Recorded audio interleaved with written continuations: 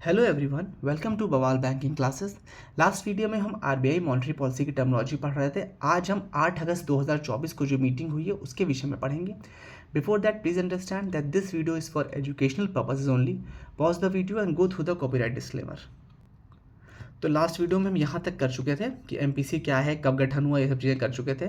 आज हम बात करेंगे अब हाइलाइट्स आरबीआई ने जो 8 अगस्त 2024 को मॉनेटरी पॉलिसी में क्या क्या बताया है। पहली बात तो ये कही गई है कि रेपो रेट है वो 6.5% है अभी भी, मतलब पिछली 9 बार से वो 6.5% पर ही रुका है।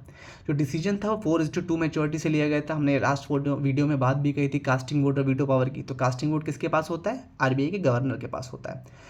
इन्फ्लेशन कंट्रोल करने का एम था, तो 4:2 का रेपो रेट का रखा गया।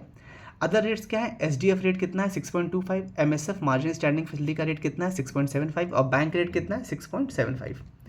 ये सारे रेट्स क्या क्या होते हैं हम लोग लास्ट वीडियो में डिस्कस कर चुके हैं। If you any doubt please कल का वीडियो जाकर आप एक बार देख लीजिएगा। इफ़ पॉसिबल रहा तो मैं ऊपर आई लिंक या कहीं उसको दे भी दूंगा, ठीक है। अब चेंजेस क्या कहते हैं? तो जो एमपीसी था उसने लास्ट क्या चेंज किया था? जो बेंचमार्क इंटरेस्ट रेट थे वो कब चेंज किए थे? फरवरी 2023 में। तब से लेके अभी तक ये चेंज नहीं हुआ है, सब वही रेट चल रहे हैं। तो पॉलिसी रेपो रेट कितना है? 6.5%। स्टैंडिंग डिपॉजिट एसडीएफ का rate 6.25, MSF 6.75, bank rate 6.75, fixed reverse repo rate 3.35। देखिए यही रेपो, रिवर्स रेप, एमएसएफ यही सब इंपॉर्टेंट है, बाकी इंपॉर्टेंट नहीं है। रेपो रेट कितना है? 6.5 और रिवर्स रेपो कितना है? 3.35। सीआरआर 4.5 और एसएलआर 18%। मैं लास्ट वीडियो में शायद आपको 4 और 18.5 बता दिया था, सॉरी फॉर दैट।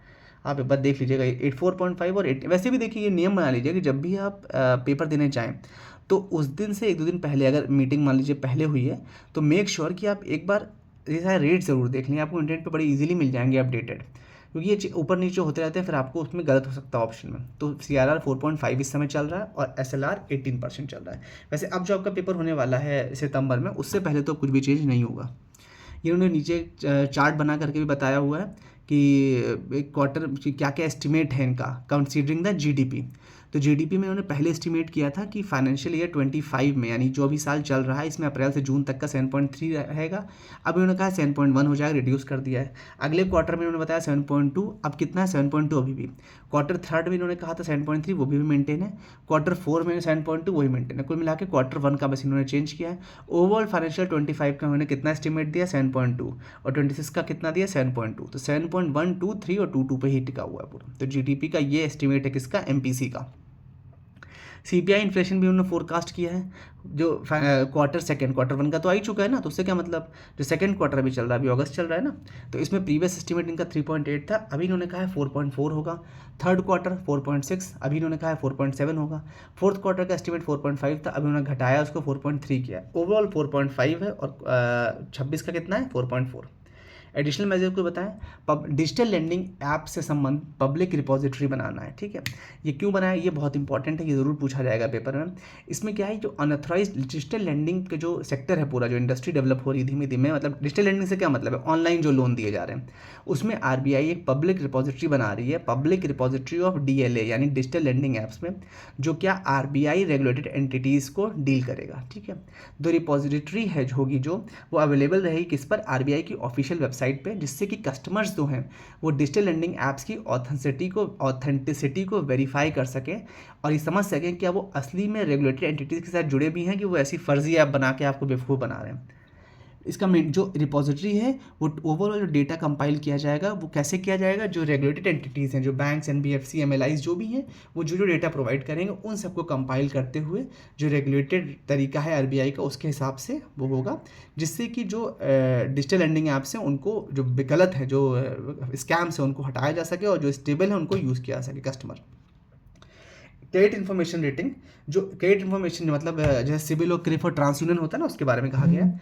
तो जो रिपोर्टिंग फ्रीक्वेंसी है उसको भी बढ़ाया जा रहा है, इंक्रीज़ किया जा रहा है, ऐसा प्रपोजल दिया गया हुआ है, जिससे कि मंथली बेसिस या फोर्टनाइटली बेसिस या और भी फ्रिक्वेंटली चीज़ें अपडेट हो सकें। ये ना हो कि 3 महीने बाद होगी। उसके लिए डेटा कौन देगा? क्रेडिट इंस्टीट्यूशंस देंगे, और कौन देगा? यूपीआई इन्हांसमेंट, ट्रांजैक्शन लिमिट जो है वो टैक्स पेमेंट के लिए 1 लाख से बढ़ा के 5 लाख तक का ट्रांजैक्शन के पहले क्या था? 1 ही लाख। आपको पता भी होगा यूपीआई में 1 लाख से ऊपर पेमेंट करो तो 24 घंटे तक आपको पेमेंट नहीं करना देता। हाँ, ये क्वेश्चन आ सकता है पेपर में। 24 घंटे तक का यूपीआई पेमेंट नहीं करने देता, एक दिन नहीं है, 24 घंटे। ऐसे आपने अभी अगर 4 बजे पेमेंट किया तो नेक्स्ट डे वो आपको शाम को 4 बजे के बाद ही करने देगा पेमेंट। तो ये लेकिन टैक्स के पेमेंट के केस में इसकी लिमिट बढ़ा दी गई है, 1 लाख से बढ़ा के 5 लाख तक कर दी गई है। और जो डेलीगेटेड पेमेंट है उनके लिए एक फीचर इसमें अलाउ किया गया है कि जो प्राइमरी यूज़र है वो यूपीआई ट्रांजैक्शन की सेकेंडरी यूज़र के लिए एक लिमिट सेट कर सकता है। ये भी एक नई चीज़ में करी गई, यूपीआई इन्हांस किया गया। चेक क्लियरिंग इन्हांसमेंट क्या है? जो चेक क्लियरिंग का प्रोसेस है उसको एक्सपेडाइट यानी तेज़ किया करने के लिए प्रपोज किया है किसने? आरबीआई ने। ऑन रियलाइजेशन सेटलमेंट का प्रोसेस लाया है, सीटीएस था, उसी में सीटीएस में ऑन रियलाइजेशन सेटलमेंट यानी ओआरएस का प्रोसेस लाए हैं, जिससे कि क्या होगा जो क्लियरिंग साइकिल है उसको T+1 बिजनेस डेज में ले आएंगे। T+1 क्या होता है? T+1, T+2, T+3 आपने सुना होगा। यहाँ T का मतलब होता है ट्रांजैक्शन, मतलब T+1 का मतलब होगा जिस दिन ट्रांजैक्शन हुआ +1 डे, T+2 जिस दिन ट्रांजैक्शन हुआ +2 डेज, ये होता है मतलब। बात करते हैं आरबीआई के मेंबर्स में। जून 2024 के हिसाब से आरबीआई के टोटल ये सारे मेंबर दिए हैं। सबसे ऊपर आ जाएंगे शक्तिकांत दास जो कि गवर्नर है आरबीआई के और एक्स ऑफिशियो चेयरपर्सन है किसके?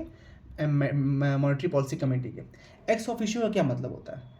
एक्स ऑफिशियो चेयरपर्सन का मतलब होता है, एक्स ऑफिशियो चेयरपर्सन आपने सुना होगा, एक्स ऑफिशियो मेंबर आपने सुना होगा। इसका मतलब ये होता है कि जो कोई व्यक्ति, इसके केस समझाता हूँ एग्जाम्पल, मान लीजिए उन्हें ऐसे कभी कभी आपने सुना होगा यूनिवर्सिटीज़ के केसेस में कि जो चांसलर होंगे वो एक्स ऑफिशियो मेंबर होंगे फला फला कमेटी के। तो जैसे चांसलर किसी यूनिवर्सिटी के मेंबर आपने बता दिया एक्स ऑफिशियो मेंबर है, तो इसका मतलब जो भी चांसलर होगा वो उसका उस कमेटी का मेंबर हो जाएगा। ये फर्क नहीं पड़ता कि शक्तिकांत दास जी हैं कोई और है। तो वही बात यहाँ कही गई है कि जो गवर्नर होगा आरबीआई का वो ऑटोमेटिकली एक्स ऑफिशियो उसको चेयरपर्सन माना जाएगा एमपीसी का। और मेंबर्स इसमें देखिए बताए गए कौन कौन है। डॉक्टर माइकल देबब्रत पात्रा हैं, ये डिप्टी गवर्नर हैं और इंचार्ज किसके हो गए? मॉनेटरी पॉलिसी के। डॉक्टर राजीव रंजन जो कि एग्जीक्यूटिव डायरेक्टर्स हैं वो इसके इंचार्ज हो गए मॉनेटरी पॉलिसी में। डॉक्टर आशिमा गोयल जो कि प्राइम मिनिस्टर मोदी जी के इकोनॉमिक एडवाइजरी काउंसिल की मेंबर हैं, वो भी इसमें एक मेंबर हैं किसमें? मॉनेटरी पॉलिसी कमेटी में। ये प्रोफेसर हैं किसमें? Indira Gandhi institute of development research में। डॉक्टर शशांक भिड़े भी हैं जो कि सीनियर एडवाइज़र हैं national council for applied economic research में, जो इसमें मेंबर भी हैं एमपीसी में। और डॉक्टर मृदुल के सागर जो कि इसके मेंबर हैं और प्रोफेसर जयंता वर्मा, इतने इसके मेंबर हो गए टोटल एमपीसी के।